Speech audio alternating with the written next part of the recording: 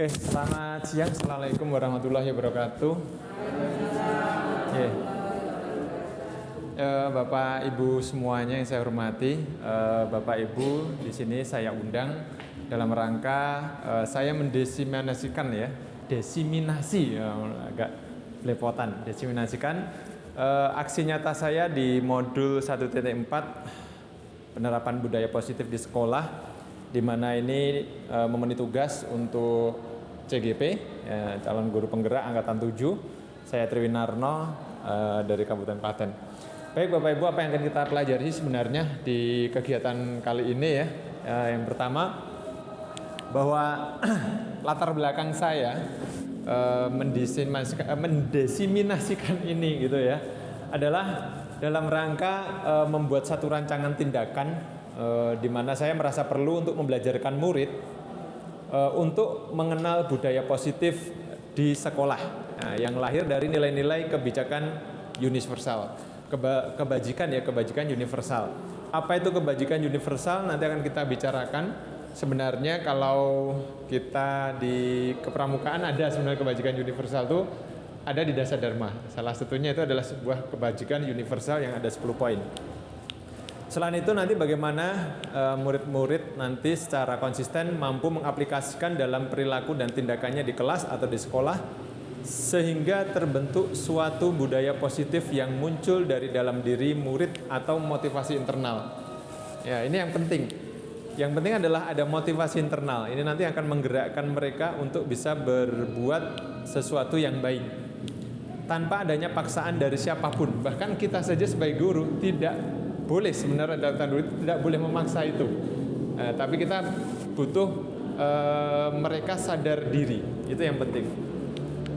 Nah, tujuan dari diseminasi ini, budaya positif ini adalah nanti yang pertama diharapkan nanti murid-murid secara sadar mengetahui dan memahami apa saja yang menjadi budaya positif di kelas atau di sekolah yang lahir dari nilai-nilai kebajikan universal. Nanti diharapkan murid-murid mampu secara konsisten mengaplikasikannya dalam perilaku tindakan mereka sehari-hari di kelas sekolah sehingga terbentuk budaya positif di kelas atau di sekolah. Dan yang ketiga, diharapkan nanti praktik baik dalam rencana aksi nyata ini nanti mampu ditularkan kepada rekan sejawat, ya ini sedikit penularan saja, yang mengajar di kelas atau di komunitas lain di mana mereka mengajar. Dengan demikian nantinya para rekan sejawat tersebut juga mampu membuat budaya positif berupa keyakinan kelas, nah ini di kelas atau di sekolah masing-masing sehingga terbentuk ekosistem belajar yang positif. Baik, sebelum kita masuk kepada pembelajarannya nanti, Bapak Ibu, kita lihat tolak ukurnya juga. Yang pertama adalah dokumentasi murid-murid yang pernah saya lakukan yang secara antusias mengikuti kegiatan aksi nyata berupa kegiatan segitiga restitusi, ya, dan membuat keyakinan kelas yang merupakan implementasi membangun budaya positif di kelas atau di sekolah. Dan yang kedua, dokumentasi bahwa rekan sejawat saya antusias dalam mengikuti kegiatan aksi nyata berupa kegiatan diseminasi pada hari ini dalam menggunakan dalam mengenalkan budaya positif yang bisa dikembangkan di sekolah seperti membuat keyakinan kelas nanti ini dan melakukan pendampingan murid menggunakan segitiga restitusi yang sangat bermanfaat dalam menumbuhkan budaya positif di kelas mereka masing-masing. Itu Bapak Ibu, kita akan sedikit mengenal disiplin positif dan nilai-nilai kebajikan universal. Tapi sebelum itu kita akan sedikit bermain dulu Bapak Ibu Kita akan coba bermain dengan kegiatan cobalah buka. Aturannya gampang nanti Bapak Ibu, di mana nanti Bapak Ibu berpasangan. Ini sudah berpasangan, kurang satu di sana berpasangan tapi cowok dan cewek ya. Nah, tapi tidak apa-apa karena ini nanti sebenarnya adalah berpasangan dalam rangka siapa yang sebenarnya menggerakkan kepala tangan kita, gitu ya. Saya bacakan dulu rencananya, di mana nanti Bapak Ibu berdua. Di sana ada teman A dan teman B, di mana teman A tugasnya adalah mengepalkan salah satu tangan. Kemudian teman A disuruh untuk membayangkan bahwa dia menyimpan sesuatu yang sangat berharga. Jadi nanti berpasangan Bapak Ibu. Kemudian Bapak Ibu yang mengepalkan tangan itu bilang aja, saya menyimpan sesuatu yang luar biasa nih, yang berharga, yang harus saya lindungi. Gitu ya. Kemudian setelah itu di dalam kepala tangannya dan perlu menjaga benda tersebut sekuat tenaga karena begitu pentingnya untuk kehidupannya, sangat berharga. Kemudian tugas teman B adalah mencoba dengan segala cara untuk membuka kepalan tangan teman si A. Teman Anda atau teman B boleh membujuk, boleh mengherdik, boleh mengintimidasi, boleh memarahi, boleh menggoda, boleh menggelitik, bahkan boleh menawari A uang agar A bersedia membuka kepalan tangannya. Cobalah nanti Bapak Ibu dilakukan ini. Kita akan praktik ya. Ini paling hanya 30 detik cukup ya. Kita coba ya sama-sama ya. Bu nanti dengan pasangan mejanya saja. Aturannya sudah paham tadi? Jelas? Oke ya, kita lakukan ya. Dalam hitungan ketiga nanti, pokoknya yang A itu mengepalkan tangannya dan bayangkan kita menyimpan sesuatu yang orang tidak boleh merebutnya. Tidak boleh merebutnya dengan segala cara apapun, tidak boleh merebutnya. Mau digelitik, mau dimarahi, mau diapapun tidak bisa. Bener? Boleh. Oke. Kita akan mulai ya. Sesuatunya bebas. Sesuatunya bebas. Hanya boleh siapa saja panjenengan tentukan siapa yang A, siapa yang B, siapa yang mengepalkan tangannya. Oke. Terus nanti kita akan lihat bagaimana hasilnya. Yang penting pahami benar-benar dalam pikiran Bapak Ibu semuanya, yang A itu panjenengan membawa sesuatu yang berharga yang orang lain tidak boleh tahu, tidak boleh merebutnya. Gitu ya. Oke, kita hitung ya. Kita akan berikan waktu sekitar 30 detik. Yang B boleh dengan cara apapun merayu, membujuk, memarahi ataupun apapun saja. Yang penting piye caranya tangannya terbuka. Oke ya. Ya. Dipaksa boleh, tapi yang A tetap bagaimana dia bertahan. Intinya begitu. Ya, kita akan mulai selama 30 detik. Saya akan beri waktu ya. Saya hitung nanti, hitung mundur. Ya. Kita akan mulai 30 detik, nanti saya akan berikan kalau sudah 25 detik saya akan bilang 20 detik saya akan bilang kurang 10 detik. Nah, gitu nanti biar panjenengan punya istilahnya persiapan ya. Oke, kita mulai hitung mundur. Ya, 3, 2, 1.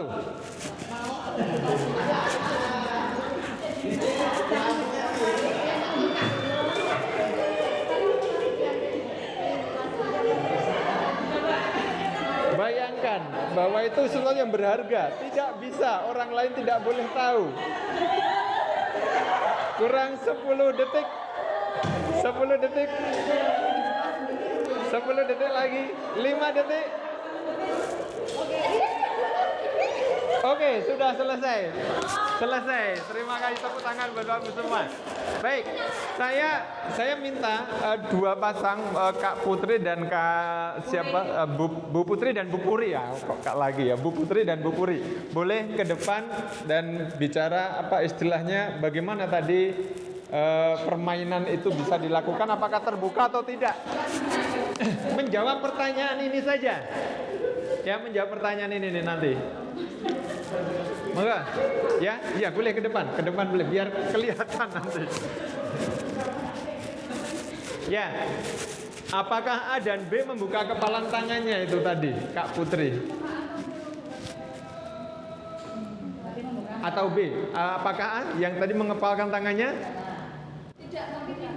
Tidak. Nah, mengapa? Apa alasannya?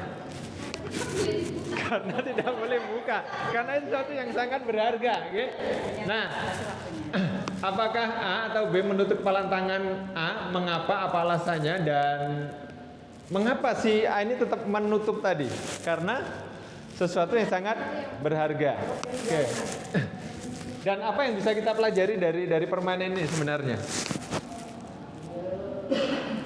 Apa? Ya, segala sesuatu adalah sebenarnya tergantung diri kita. Jadi kelompok dari Kak Putri dan Kak Puri, Bu Putri dan Bu Puri, ya, Bu Putri dan Bu Puri tadi masih aman ya, berarti ya aman. Kalau dari Bu Bu ini, Bu, aku lupa kadang. Bu Nurul Chandra, kelompoknya aman juga ya? Aman, oke. Bu Nurul dan Bu Roma aman juga. Pak Sur, aman, baik. Godanya sampai mau digigit-gigit kalau tadi. Oke, terima kasih, Bapak Ibu. Jadi intinya ada satu pelajaran bahwa segala sesuatu itu kan tergantung diri kita sendiri. Ya, apapun yang ada dalam pikiran kita, kalau kita yakin dengan itu, berarti akan bisa kita pertahankan sebenarnya. Apapun itu, ya, mau dipaksa bagaimanapun ternyata masih bisa. Jadi yang terpenting di sini adalah kontrol diri kita, kendali diri kita adalah yang terpenting sebenarnya. Tadi Pak Mus sampai, ya saya tahu sendiri tadi sampai gimana ya, sampai diulet-ulet kepalanya. Pak Sur tetap bersikukuh, intinya kan begitu. Nah ini sebenarnya yang ingin kita berikan nanti Bapak Ibu, yang iya. Ini akan kita tularkan nanti ke anak didik kita, bahwa semuanya itu dimulai dari diri sendiri. Intinya itu sebenarnya. Oke, kita lanjut ya. Nah, disiplin positif. Sekarang Bapak Ibu kita akan sedikit refleksi ke sekolah kita nih. Setelah dari melakukan permainan, bahwa permainan ini kan memberikan satu pelajaran, kita sebenarnya tidak bisa memaksa siapapun. Selama yang dipaksa itu dia punya mindset bahwa dia bisa mengontrol dirinya. Oke, sekarang pertanyaannya, kita refleksi ke sekolah kita nih, bagaimana penerapan disiplin di sekolah kita ini? Apakah masih dipengaruhi dari luar, atau kebanyakan memang anak didik kita ini dia sudah punya kesadaran sendiri? Iya, boleh berpendapat lah. Oke, siapa? Mungkin Pak Suryanto menjawab pertanyaan ini. Apakah anak-anak didik kita itu masih ya umpamanya kalau harus berdisiplin positif yang baik itu harus dipaksa gitu, atau mereka sudah sadar dengan sendirinya? Baik, terima kasih waktunya Pak Tri.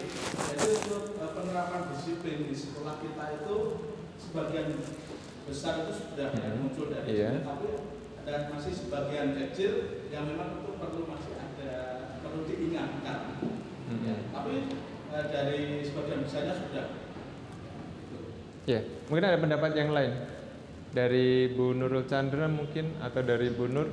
Iya, kalau menurut saya penerapan disiplin di sekolah kita, kalau saya pribadi ya Pak, menganggap masih sangat kurang, karena kalau kita lihat dari siswa sendiri itu kesadaran dirinya masih sangat rendah ya.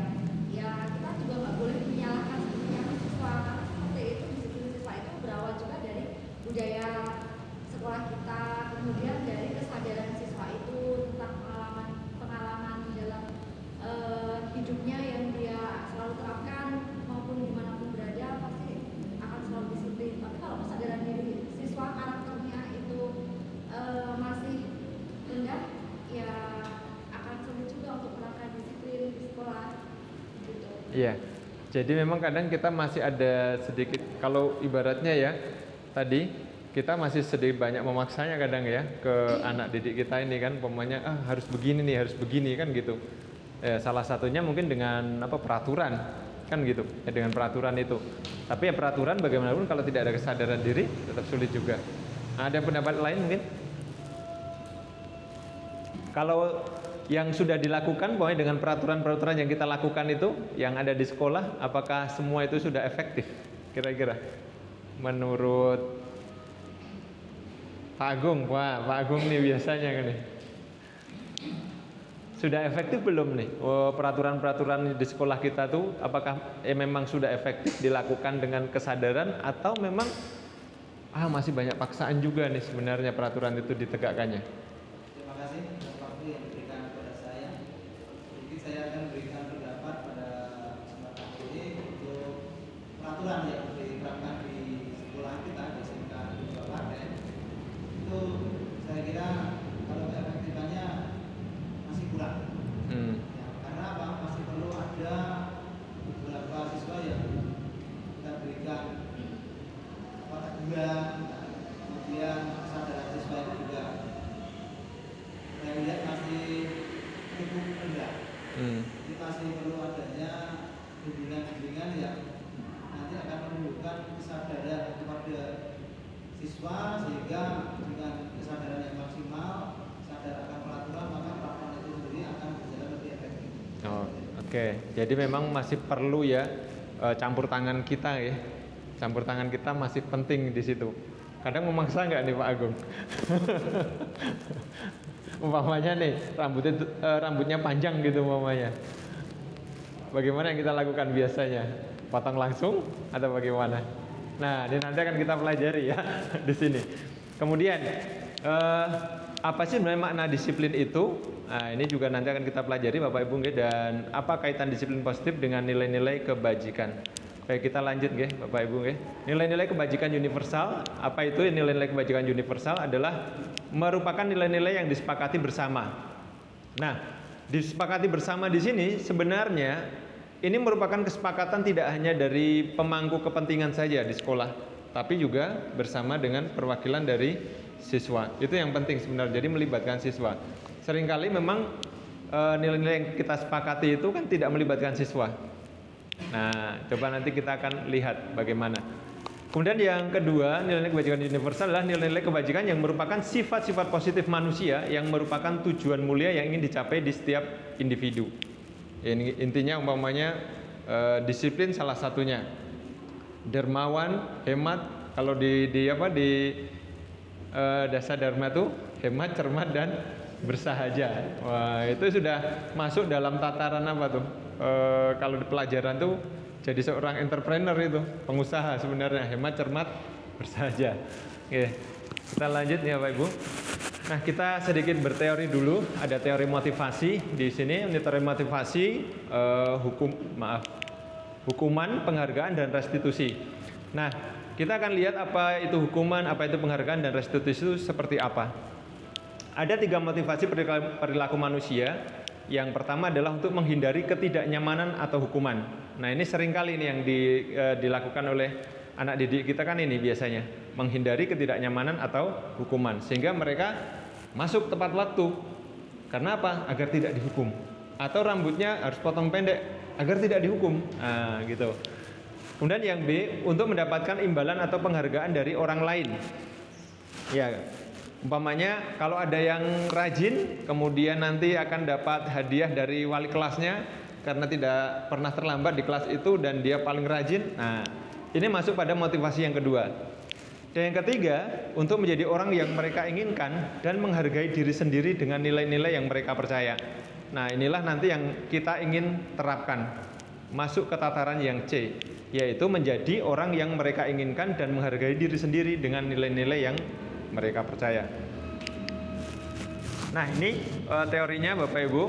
Hukuman adalah bersifat tidak terencana. Tiba-tiba sifatnya itu anak tidak dilibatkan dan bersifat satu arah, atau guru memberikan, siswa menerima tanpa kesepakatan kedua pihak. Ini namanya hukuman. Nah, jadi umpamanya ada yang lagi pas ada pelajaran dia tidur, gitu ya. Kemudian tiba-tiba kita bilang, Leh, maju, sini. Gitu, suruh berdiri. Nah, ini kan tiba-tiba dia sifatnya. Jadi belum ada kesepakatan. Nah, ini namanya disebut dengan hukuman. Jadi tidak ada kesepakatan, hanya satu pihak saja. Kemudian apa itu konsekuensi? Konsekuensi adalah sudah terencana, sudah disepakati oleh kedua belah pihak dan disetujui murid dan guru. Nah, jadi di awal biasanya ada perjanjian dulu. Nah, ini ada perjanjian kayak gini, nanti kalau kamu tidak tepati, ini ya konsekuensinya. Nah, itu namanya konsekuensi. Ini masih lebih halus daripada hukuman. Dan yang ketiga adalah restitusi. Restitusi adalah menciptakan kondisi bagi murid untuk memperbaiki kesalahan mereka sehingga mereka bisa kembali ke kelompok mereka dengan karakter yang lebih kuat gitu ya, lebih kuat, lebih baik. Restitusi merupakan proses kolaboratif yang mengajarkan murid untuk mencari solusi untuk masalah mereka sendiri. Nah, jadi ini yang ingin kita bawa Bapak Ibu ke restitusi ini. Jadi kita akan berikan satu penyadaran kepada siswa gitu ya, saat mereka melakukan kesalahan, kita ajak berdialog sehingga mereka tahu solusinya apa. Mereka sendiri yang harus mencari solusi. Bukan kita yang memberikan solusi, tapi kita yang mengarahkan. Intinya itu restitusi. Oke, Bapak Ibu. Setelah kita mengetahui tadi, dari sini ada pertanyaan dulu nggak nih kira-kira? Dari 3 ini. Karena nanti kita akan menentukan nih, ini hukuman atau konsekuensi. Dari ini, hukuman, konsekuensi, restitusi. Masih sering yang mana kira kalau di sekolah? Hukuman ya. Jadi dadakan semua kebanyakan ya. Dadakan, jedet gitu. Jadi ini harus dikurangi Bapak Ibu. Konsekuensi, nah biasanya kalau di awal-awal kita sudah mengadakan perjanjian dengan siswa, kontrak belajar contohnya, itu akan berupa ini, konsekuensi. Ini akan harus kita tingkatkan agar menjadi restitusi. Di yang 2 ini sudah nilainya sudah bagus, sudah plus.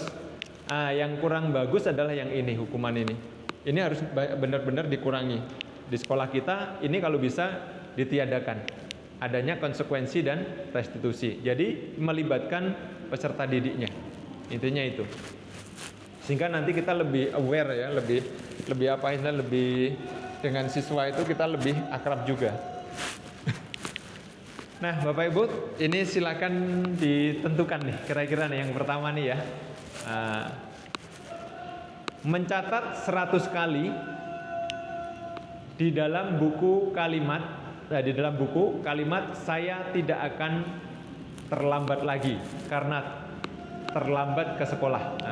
Karena dia terlambat ke sekolah, maka dia diminta untuk mencatat di buku dengan kalimat saya tidak akan terlambat lagi sebanyak 100 kali. Menurut panjenengan ini kira-kira hukuman, restitusi atau konsekuensi? Umpamanya dia dia terlambat gitu ya, masuk kelas gitu, tiba-tiba terus kita bilang terlambat lagi, udah catat 100 kali tuh di bukumu, gitu umpamanya. Apa ini?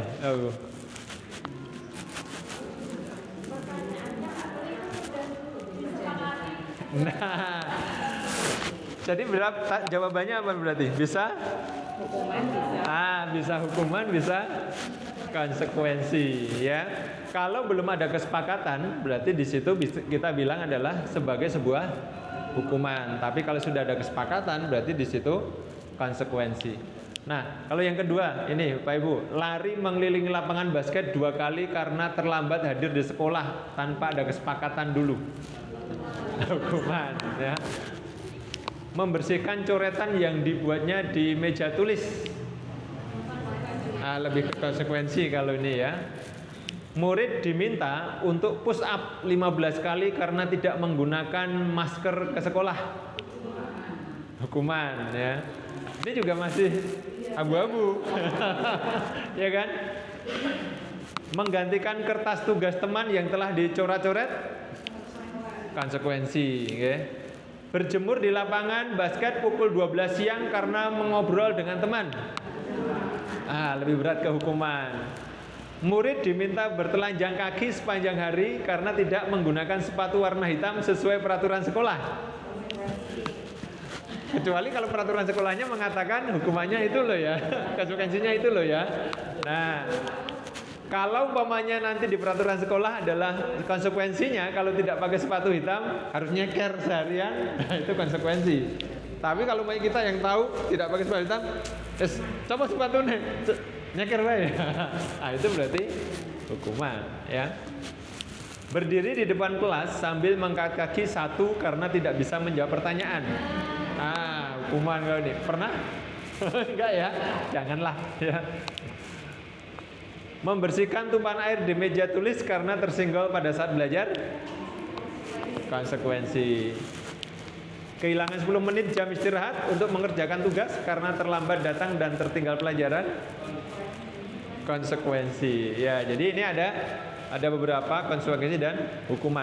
Intinya kalau hukuman itu mendadak, itu aja tanpa terencana, ya. Dan itu seringkali memang kadang dilakukan oleh kita kadang sebagai guru ya. Nah, itu ternyata itu tidak atau kurang bijak gitu ya.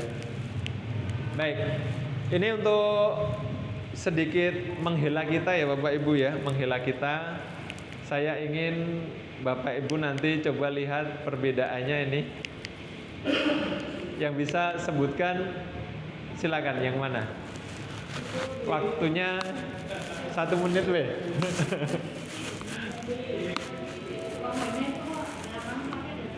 Oke Kak. Mbak Nurul, yang mana? Yang mana Mbak Nurul dulu, coba Mbak Nurul. Bu Nurul. Belakang sepatu kan ada kayak rumput itu kan, kalau bawah kan ada 3 itu.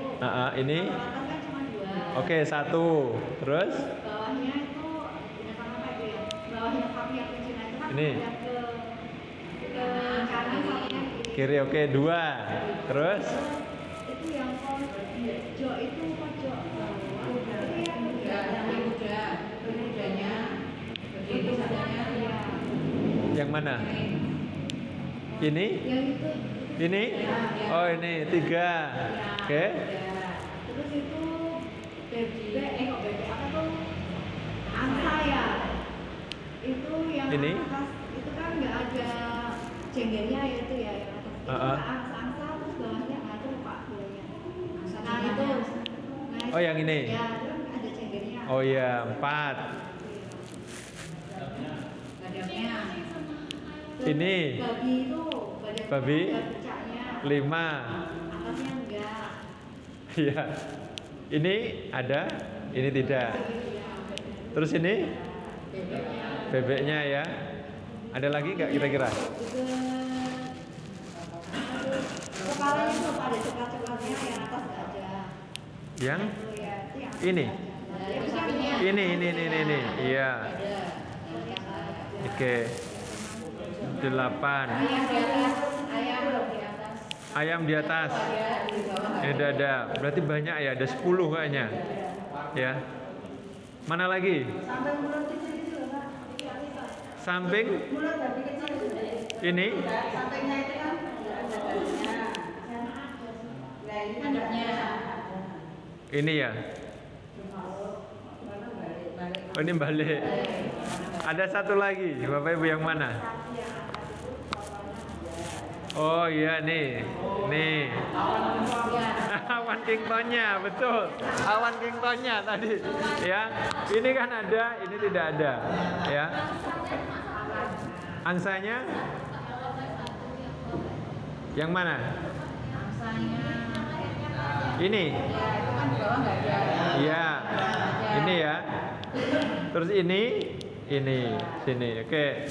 Jadi ini sebenarnya satu pembelajaran apa Bapak Ibu? Ketelitian, perbedaan. Jadi dalam kita nanti memberikan 3 kategori tadi, ada hukuman, ada konsekuensi dan restitusi, memang kita harus teliti dulu ya, bagaimana nanti bisa membedakan apa yang harus kita lakukan kepada siswa kita. Oke, Bapak Ibu. Boleh diminum dulu, santai aja Bapak Ibu ya. Nah, ini kita lihat kebutuhan dasar manusia. Kelima, kebutuhan dasar manusia. Ini ada kebutuhan untuk bertahan hidup. Kebutuhan bertahan hidup itu survival adalah kebutuhan yang bersifat fisiologis untuk bertahan hidup, misalnya adalah kesehatan, rumah, dan makanan. Kemudian kasih sayang dan rasa diterima, kebutuhan untuk diterima.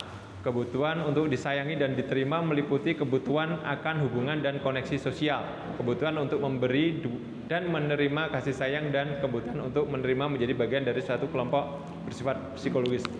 Baik Bapak Ibu, saya akan sebelum masuk ke sini, saya agak lupa tadi, saya akan coba memberikan satu hal yang pernah saya lakukan, yaitu berkenaan dengan pembuatan keyakinan kelas ya. Kemarin di kelas 10 itu nih contohnya ini. Nah ini mungkin ada yang tahu kelas apa ini. Mungkin juga mengajar ya, mesin B ya. Nah ini saya sedang proses pembuatan keyakinan kelas di sana. Jadi siswa itu saya berikan sticky note, semua saya berikan sticky note ya. Kemudian saya ajak mereka untuk menulis apa hal yang kira-kira ingin mereka sepakati di kelas. hal-hal yang baik, kebajikan universal apa yang mereka sepakati di kelas. Kemudian mereka mulai menempelkan di situ.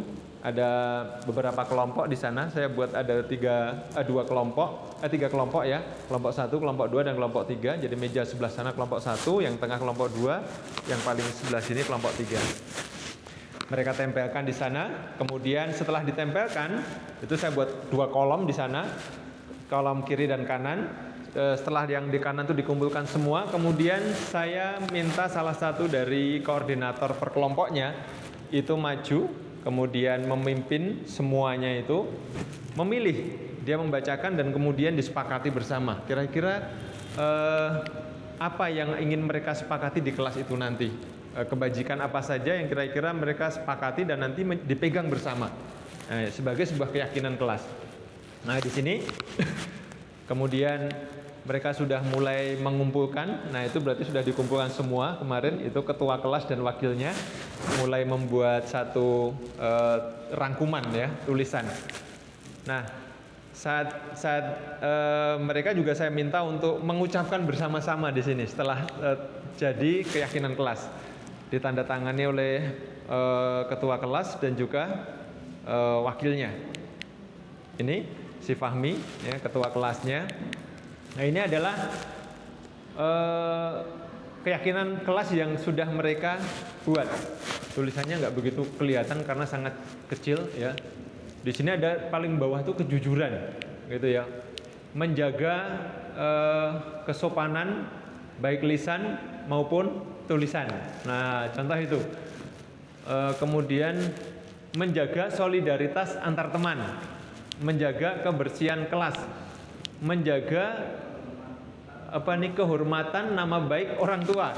Karena apa? Sering ternyata anak-anak kita itu memanggilnya dengan nama orang tuanya. Itu ternyata menyakiti bagi mereka sebenarnya. Nah, setelah mereka mengungkapkan semuanya itu, mereka sepakat nggak boleh lagi tuh memanggil dengan nama orang tua. Nah, ini akan jadi satu kesepakatan, ya. Dan bagaimana kalau nanti umpamanya mereka melanggar, ya kita sebagai orang yang nanti memberikan pendampingan, kita akan memberikan restitusi kepada yang melanggar keyakinan kelas ini. Kita kembalikan lagi ke keyakinan kelasnya. Dan nanti akan saya berikan contoh satu restitusi yang sudah saya pernah buat juga.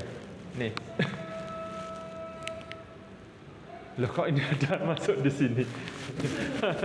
Oke, sudah ya Bapak Ibu itu tidak hanya kelas B, karena saya juga di MA ya. Di mesin A, ini juga mesin A saya buat kayaknya tidak jalan ini. Nah ini yang MA, ini sama, prosesnya juga sama. Nah ini mereka sedang memimpin salah satu ketua regunya membuat. Kalau ini agak jelas nanti kita bisa baca nanti. Nah keyakinan kelasnya tidak terlalu banyak, tapi tulisannya bagus nih, si Hermawan atau siapa, saya agak lupa tuh namanya, wakil kelasnya, dan mereka sedang mengucapkan itu, mengucapkan bersama-sama. Nah ini salah satunya beberapa keyakinan kelas ya, dari kelas TFLMA. Satu, menjaga kebersihan kelas, bahkan mereka bersepakat karena ada salah satu poinnya adalah menjaga kebersihan kelas. Mereka bersepakat ingin membersihkan meja yang dicoret-coret gitu. Cuma sayangnya kan kita ini semi moving class, jadi saat nanti sudah bersih bisa kotor lagi kalau tidak ada keyakinan kelas di kelas-kelas yang lain. Nah ini kelas 10. Mengapa kelas 10? Karena kelas 10 saya anggap dia masih akan banyak berkutat di sini, masih ada 2 tahun. Kalau kelas 3 itu, karena banyak kan saya kelas 3, ada 9 kelas 3, 2 kelas 10. Jadi kalau 9 kelas di kelas 3 itu kurang paling hanya semester engkas gitu ya, 1 semester lagi mereka sudah keluar. Kalau kelas 10 kan masih panjang. Nah ini menjaga hak milik orang lain. Karena banyak ternyata setelah saya tanya-tanya, kok menjaga hak milik orang lain itu menjadi keyakinan kelasmu apa? Pak, pulpen saya banyak yang hilang. Bukan hanya pulpen, isi pulpen saja bisa hilang juga. Nah ini ternyata hal-hal yang kecil itu ada di sekitar kita. Nah mereka kemudian punya keyakinan kelas adalah kita harus menjaga hak milik orang lain. Gitu. Kemudian yang ketiga, saling menghormati antar teman. Itu tadi, jadi tidak boleh memanggil dengan panggilan yang jelek, umpamanya. Menjaga sopan santun. Nah, jadi kalau umpamanya ada guru depan angop gitu ya harus diatur, ya. Menjaga fasilitas sekolah dalam keadaan baik. Nah, sebenarnya kalau umpamanya kita punya LCD dan sebagainya di setiap kelas, ini sudah masuk di sana nanti. Keenam, menjaga ketertiban kelas. Wah, malah nggak begitu jelas ya. Ketertiban kelas. Kemudian yang terakhir, mengutamakan kejujuran. Nah, ini Bapak Ibu, ini keyakinan kelasnya ditandatangani oleh ketua kelasnya di situ, Farel, kemudian wakilnya adalah Hermawan. Nah, kalau ini saja kita bisa lakukan Bapak Ibu di setiap kelas gitu. Di setiap kelas kita bisa lakukan ini. Setiap umpamanya wali kelas nanti juga bisa memegang ini gitu umpamanya. Nah, saya yakin mereka akan punya satu hal yang bisa dipegang sama-sama. Saat nanti ada pelanggaran di kelas itu, kita tinggal ngomong aja. Kira-kira kamu melanggar keyakinan kelas yang nomor berapa? Nah, gitu udah, nomor sekian. Ya, kalau sudah gitu, kira-kira solusinya apa kalau sudah melanggar itu? Nah, jadi kita begitu caranya. Ya, jadi mereka nanti akan muncul dalam dirinya, oh, berarti saya nggak boleh ya kayak gini ya. Nah, contohnya itu. Nah, ini keyakinan kelas yang sudah saya buat dan mereka antusias sebenarnya, antusias sekali. Karena apa? Karena peraturan ini atau aturan ini adalah mereka yang buat. Bukan kita paksakan jadi given gitu ya dari kita ke mereka, tapi dari mereka untuk mereka. Kita hanya sebagai fasilitatornya, gitu aja, sebagai pengiringnya di situ. Kalau ini contoh restitusi, saya akan sedikit dulu ini juga saya buat.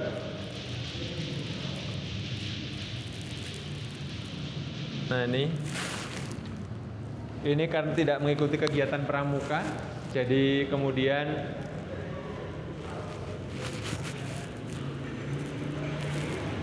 mungkin agak saya besarkan ya.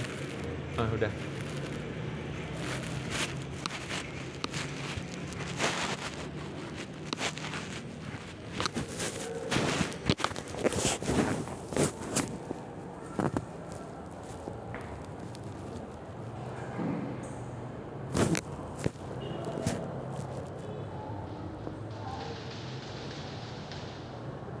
Contohnya jadi WKS saya.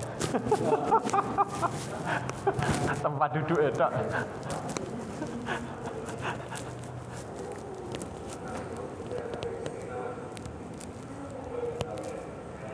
Aku rasa acting, jadi guyang-guyu aja. Harusnya sangar ya Bu ya.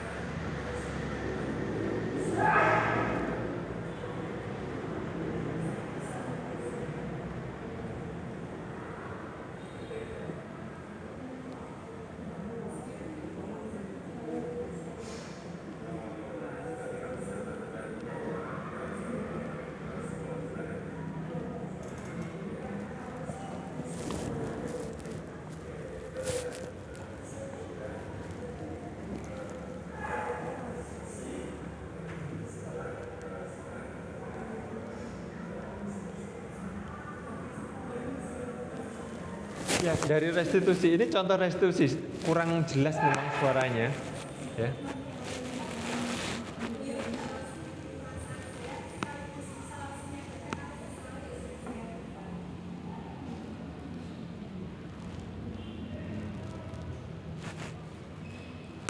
Nah, itu restitusi yang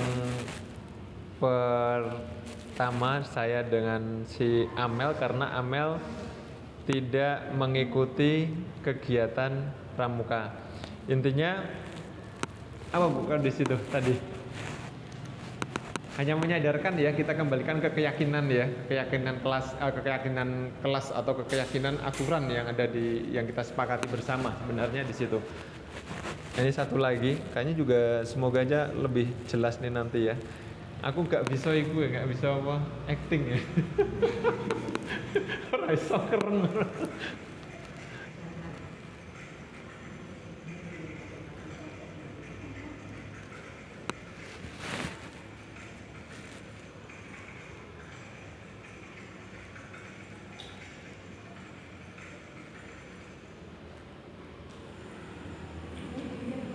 Beda ruangan. Wes ganti turun jadi ketua BKK.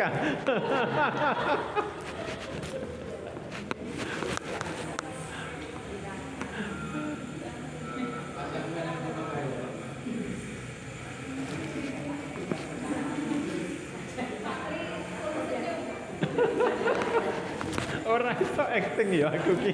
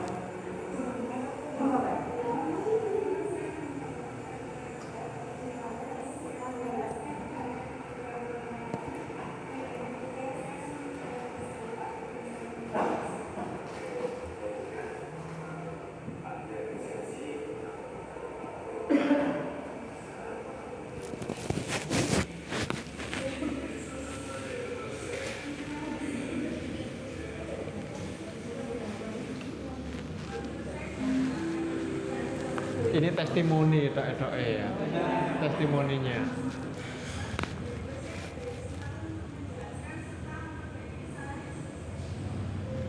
Nah, Bapak Ibu, kira-kira kalau restitusi itu kita jalankan, apa kendala yang akan kita temui di lapangan? Apa kira-kira? Kalau restitusi itu benar-benar kita lakukan, ini tadi saya melakukan restitusi namanya. Jadi setelah mereka ada kesalahan yang dilakukan, saya panggil, kemudian saya kembalikan keyakinan apa yang dia langgar, dia memahami itu, kemudian kita tanya, kamu tahu kira-kira solusinya apa untuk kesalahan yang kamu buat itu sesuai dengan keyakinan kelas. Nah, kemudian si Rizky jawab harus seperti ini, seperti ini, seperti ini. Nah, jadi mereka sendiri yang mencari solusinya. Kita hanya membimbing saja dan nanti kita yang akan mengawalnya. Nah, itu namanya restitusi. Jadi diharapkan nanti dari situ kesadaran diri yang akan muncul. Jadi bukan karena keterpaksaan hukuman atau apa, tapi benar-benar kesadaran diri yang akan muncul. Tapi ada nggak kira-kira nanti Bapak Ibu, kalau itu kita lakukan di sekolah, kira-kira kendalanya apa? Apa Pak Sur? Ada kesadaran siswa itu agak lama ya. Iya. Langsung dia itu kadang mengukur waktu atau uang itu sudah apa ya, masing-masing siswa. Jadi tidak serta-merta akan seperti yang kita bayangkan mungkin ya. Tidak akan serta-merta yang akan dibayangkan tiba-tiba mereka langsung saja setelah kita panggil kesadarannya langsung tumbuh. Itu yang kadang kita butuh kesabaran di situ. Jadi sebagai guru memang sebagai pendidik kita memang diharapkan nanti bisa lebih panjang lah ususnya kalau orang bilang gitu ya. Jadi lebih sabar. Karena ada yang lain Mbak. Ini Bu Putri. Kadang juga ada itu yang sudah dipanggil, sudah berkali-kali. Itu karena dari dirinya sendiri itu tidak sadar kesalahannya. Itu dari belakang juga gitu. Kendalanya di situ. Iya. Nah inilah yang kadang terus akhirnya ada konsekuensi harus diambil kan gitu ya. Tindakan yang lebih dari sekedar Iya. Nah, bisa jadi memang sebuah restitusi itu kan dalam tanda kutipnya agak lembut. Ya, kalau konsekuensi sudah agak keras tuh nanti. Kalau hukuman sudah tambah keras kalau itu. Ya, berarti gradasinya mungkin begitu nanti ya. Jadi dari restitusi diharapkan memang sampai cukup restitusi selesai. Ya, tapi seperti yang Bu Putri tadi utarakan, ada kasus memang siswa kita yang modelnya dalam tanda kutip dablek, modelnya gitu, dablek ya. Nah dablek di sini bagaimana? Ya tentu saja kita akan bilang peraturan sekolah kalau itu, ya. Maka di sana ada kerjasama dengan BPBK, ada poin-poin yang harus dilalui dan sebagainya. Baik, intinya ke sana ya Bapak Ibu ya. Sekarang kita lihat kebutuhan kelas lagi ya, kebutuhan manusia, dasar manusia. Kemudian di sini ada penguasaan ya. Jadi manusia itu kadang butuh penguasaan. Mereka ingin menguasai. Contoh mungkin yang diwaleni Bu Putri itu ada salah satu. Ada saya agak lupa namanya. Siapa namanya? Oh, jangan disebut. Nggak boleh. Ya itu off the record ya. Ya. Jadi ada. Mereka ingin menguasai kelas atau teman-temannya. Itu adalah sebuah kebutuhan memang ya. Maka di sini kebutuhan ini berhubungan dengan kekuatan untuk mencapai sesuatu, menjadi kompeten, menjadi terampil, diakui atas prestasi, keterampilan kita didengarkan dan memiliki rasa harga diri. Kemudian ada kebebasan. Ya. Kebebasan di kurikulum Merdeka ini sebenarnya kita sudah diberikan ini salah satunya. Ya, siswa kita diberikan kebebasan, kita juga diberikan kebebasan, tapi kebebasan yang memang masih dalam lingkup tujuannya jelas, ya. Kebebasan adalah kebutuhan untuk bebas ya akan kemandirian, otonomi, memiliki pilihan dan mampu mengendalikan arah hidup seseorang. Kemudian ada kebutuhan senang ya, kebutuhan untuk merasa senang, yaitu kebutuhan akan kesenangan adalah kebutuhan untuk mencari kesenangan, bermain dan tertawa.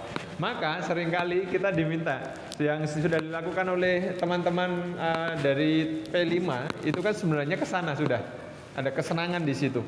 Ada game permainan, setiap materi dilakukan dengan permainan. Nah inilah yang sebenarnya akan harusnya kita terapkan nanti di pembelajaran kita. Nah ini restitusi, ada 5 posisi kontrol. Kita akan lihat Bapak Ibu, ada 5 posisi kontrol kita sebagai guru ya. Ini adalah salah satu pendapat dari teorinya Dr. William Glasser-Goshen ya, yang berkesimpulan bahwa ada 5 posisi kontrol yang diterapkan seorang guru, orang tua ataupun atasan dalam melakukan kontrol. Ya, kelima posisi kontrol tersebut adalah 1 sebagai penghukum, kedua pembuat merasa bersalah. Nah kita nanti di posisi yang mana? Nah, gitu ya. Ketiga teman, keempat pemantau dan terakhir manajer. Kita lihat ya, bagaimana nih. Dan kita nanti ada di posisi yang mana? Penghukum. Nih contohnya penghukum. Seorang penghukum bisa menggunakan hukuman fisik maupun verbal. Orang-orang yang menjalankan posisi penghukum senantiasa mengatakan bahwa sekolah memerlukan sistem atau alat yang dapat lebih menekan murid-murid lebih dalam lagi. Guru-guru yang menerapkan posisi penghukum akan berkata, patuhi peraturan saya, atau awas, kamu selalu saja salah. Selalu, pasti selalu yang terakhir, selalu yang terakhir selesai. Nah, pokoknya gitu, dia pokoknya lambat gitu ya. Guru seperti ini senantiasa percaya bahwa hanya ada satu cara agar pembelajaran bisa berhasil, yaitu caraku. Nah, gitu. Nah ini mungkin masih ya kita terapkan kadang ya. Ya semoga tidak ada ya. Amin. Nah, kemudian yang ini membuat merasa bersalah nih. Nah, kita akan ini refleksi kita nanti ya. Pada posisi ini biasanya guru akan bersuara lebih lembut. Pembuat rasa bersalah akan menggunakan keheningan yang membuat orang lain merasa tidak nyaman, dia merasa bersalah atau rendah diri. Kata-kata yang keluar dengan lembut akan seperti, ibu sangat kecewa sekali dengan kamu. Berapa kali Bapak harus memberitahu kamu ya? Gimana coba kalau orang tua kamu tahu kamu berbuat begini? Di posisi ini murid akan memiliki penilaian diri yang buruk tentang diri mereka. Murid merasa tidak berharga dan telah mengecewakan orang-orang yang disayanginya. Sering mungkin ini yang sering dilakukan, ya. Bahkan kita sebagai orang tua, ya mungkin saya, Kak Nurul, Kak Rohmah, ya, Kalau Kak Jur mungkin belum karena masih kecil, belum ini ya. Yang sudahnya sudah agak menjelang mau remaja itu biasanya ini yang sering kita pakai. Bahkan di sekolah juga aksinya ke bawah seperti ini. Nek wong tua mau ngerti kowe ngene iki piye? Banyak gitu. Ya sering kan begitu. Ya, ini yang membuat merasa bersalah. Kemudian teman. Guru pada posisi ini tidak akan menyakiti murid, namun akan tetapi berupaya mengontrol murid melalui persuasi. Guru di posisi teman menggunakan hubungan baik dan humor untuk mengoreksi seorang. Mereka berkata, ayolah bantu demi Bapak ya. Untuk mempengaruhi seorang, mereka akan berkata, ayolah bantu demi Bapak ya. Ayolah atau ayo ingat tidak bantuan Bapak selama ini. Jadi dia memberikan satu kayak konsekuensi gitu ya. Gitu. Timbal balik, ya sudah kali ini tidak apa-apa, nanti ibu bantu bereskan. Hal negatif dari posisi teman adalah bila suatu saat guru tersebut tidak bisa membantu, maka murid akan kecewa dan berkata, saya pikir bapak ibu teman saya. Gitu ya. Murid merasa dikecewakan dan tidak mau lagi berusaha. Jadi tidak ada usaha yang lebih dari situ. Nah, manja jadinya, betul. Kemudian pemantau. Memantau berarti mengawasi. Pada saat kita mengawasi, kita bertanggung jawab atas perilaku orang-orang yang kita awasi. Posisi pemantau berdasarkan pada peraturan dan konsekuensi. Pertanyaan yang diajukan seorang pemantau adalah, peraturannya apa? Apa yang telah kamu lakukan? Nah, ini juga sering juga. Kadang kalau pas ada murid kita melakukan kesalahan, kita sering mengatakan ini. Sanksi atau konsekuensinya apa? Seorang pemantau sangat mengandalkan penghitungan, catatan, data yang dapat digunakan sebagai bukti atas perilaku seseorang. Posisi ini akan menggunakan stiker, slip catatan, daftar cek. Posisi pemantau sendiri berawal dari teori stimulus respon yang menunjukkan tanggung jawab guru dalam mengontrol murid. Nah, ini biasanya banyak nih. Mungkin ya teman-teman dari yang lebih punya data-data ini kan banyak ini ya, bisa lebih ke pemantau nanti. Kita lihat yang terakhir, yang manajer. Posisi terakhir adalah manajer, adalah posisi di mana guru berbuat sesuatu bersama dengan murid, mempersilahkan murid mempertanggungjawabkan perilakunya, mendukung murid agar dapat menemukan solusi atau permasalahannya sendiri. Seorang manajer akan berkata, apa yang kita yakini? Kembali ke keyakinan kelas. Nah, berarti memang kita butuh sebuah keyakinan kelas, Bapak Ibu. Ya, jadi diharapkan nanti dari diseminasi ini kita bisa nih sama-sama membuat keyakinan kelas seperti yang saya lakukan di kelas TFLMA kelas 10 maupun yang di TFLNB. Kemudian apakah kamu meyakininya? Jadi kita berikan aja pertanyaan itu. Apa yang kita yakini? Umpamanya kejujuran. Benar kamu meyakininya kejujuran itu? Yang sudah jadi kesepakatan kita. Nah, kalau dia berbohong umpamanya, ya. Jika kamu meyakininya, apakah kamu bersedia memperbaikinya? Nah, kalau memang kamu yakin dengan keyakinan itu tadi, mau memperbaikinya, nah kita ajak, kita terus ya dorong mereka untuk mengeluarkan solusi yang harus mereka kendalikan sendiri. Jika kamu memperbaiki hal ini, maka hal ini menunjukkan apa tentang dirimu. Apa rencana kamu untuk memperbaiki hal ini? Nah, jadi rencananya apa? Ditanyakan juga. Sehingga kita akan menjadi benar-benar akan bisa istilahnya apa ya? Membimbing dia atau membimbing si murid ini, ya. Tugas seorang manajer bukan untuk mengatur perilaku seorang, kita membimbing murid untuk dapat mengatur dirinya sendiri. Nah, ini intinya Bapak Ibu untuk agar sebenarnya yang diharapkan dari budaya positif itu adalah setiap pendidik itu nanti bisa berlaku sebagai manajer di situ. Nah, ini ada 3 restitusi, kita disebut dengan restitution triangle. Nah, contoh-contohnya, tahapnya saya akan sedikit percepat saja. Tahap proses prinsip teori kontrol, yaitu yang langkah pertama menstabilkan identitas, stabilizes the identity, ya. Contohnya kita semua akan melakukan hal yang terbaik yang bisa kita lakukan. Umpamanya mereka berbuat kesalahan, kemudian kita bisa menggunakan kata ini. Ya, sudah kamu yakin dengan apa yang kita yakini, kamu yakin dengan apa yang kita yakini, kemudian apa yang kesalahan apa yang kamu lakukan dengan keyakinan yang sudah kita yakini, pokoknya dia berbuat apa gitu. Kemudian kita bisa ngomong ini, kita stabilisasikan dulu perasaan dia. Baiklah, kita semua pernah kok melakukan hal-hal itu ya. Saya yakin kamu akan melakukan yang terbaik untuk dirimu, umpamanya gitu. Kemudian ada validasi tindakan yang salah ya. Semua perilaku memiliki alasan. Nah, alasannya ditanyakan. Alasanmu apa melakukan itu? Pokoknya gitu. Ya, jadi mereka biar paham tentang kesalahannya. Dan yang terakhir menanyakan keyakinan. Kita semua memiliki motivasi internal. Apa motivasimu? Keyakinan apa yang kamu pegang? Umpamanya gitu. Nah, ini teori kontrolnya. Nah, ini segitiga restitusi, Bapak Ibu.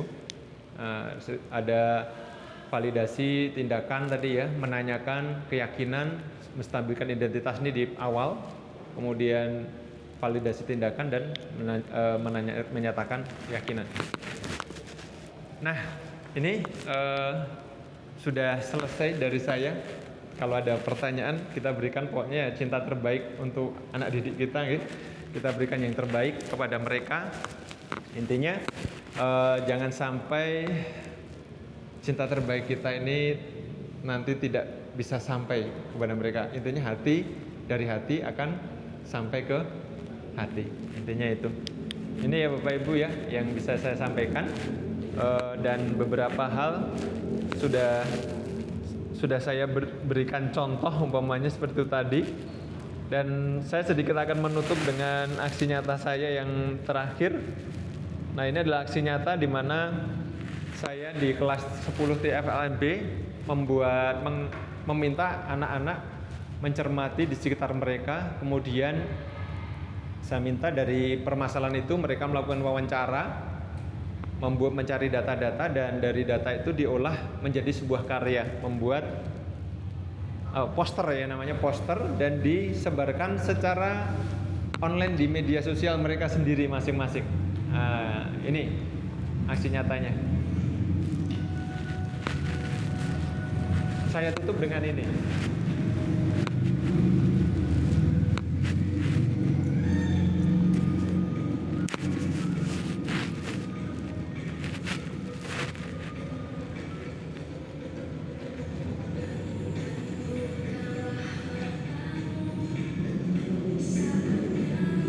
Ajak mereka mencari permasalahannya di sekitar mereka, lebih peka, kemudian mendiskusikannya.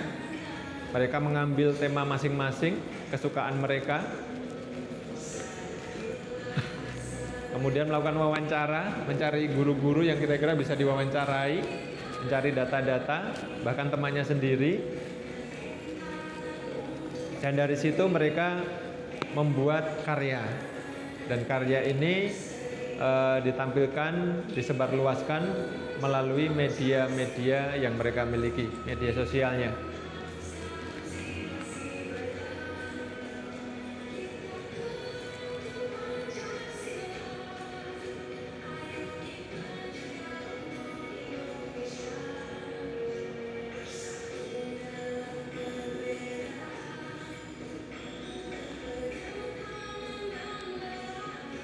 Sederhana, mereka pakai Canva juga membuatnya.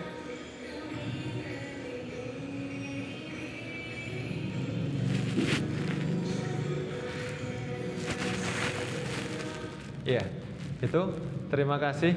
Kalau ada pertanyaan silakan sharing-sharing. Silakan, kalau tidak ada berarti saya cukupkan sekian. Semoga nanti intinya cuma dua, Bapak Ibu ya. Satu adalah kita diminta untuk membuat satu keyakinan kelas ya. Ini yang bisa ditularkan oleh saya. Yang kedua adalah kita nanti sebagai guru, saat keyakinan kelas itu dilanggar, kita bisa bertindak menjadi sebagai seorang manajer dengan menggunakan teknik restitusi. Cuma itu saja sebenarnya yang diharapkan dari aksi nyata budaya positif ini. Itu, terima kasih. Dan terima kasih juga buat Bapak Ibu yang sudah hadir 1 jam kira-kira kalau tidak salah ya. sudah di sini sekitar 1 jam pas ya. Ya, baik, tepuk tangan buat Bapak Ibu semua untuk kita semua. Terima kasih ya. Selamat siang, assalamualaikum warahmatullahi wabarakatuh. Kita foto dulu lah ya, Bapak ya. Salam damai sejahtera bagi kita semua. Saya Putri Handayani, guru SMK Negeri 2 Klaten sebagai peserta desiminasi modul 1.4 tentang penerapan budaya positif di sekolah oleh rekan saya Bapak Triwinarno SPD sebagai calon guru penggerak angkatan 7. Menurut saya, kegiatan ini sangat bermanfaat bagi kami sebagai guru dalam menerapkan budaya positif di sekolah. Materi, motivasi, inovasi, dan ide yang disampaikan oleh beliau menjadi ilmu baru bagi kami. Latar belakang dan tujuan yang tersampaikan dengan jelas membantu kami mudah memahami.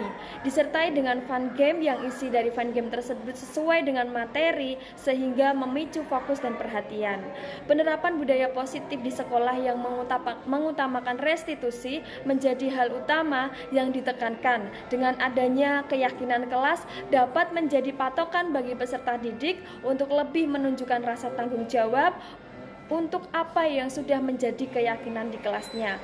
Demikian dari saya, sukses dan semangat untuk guru penggerak Indonesia.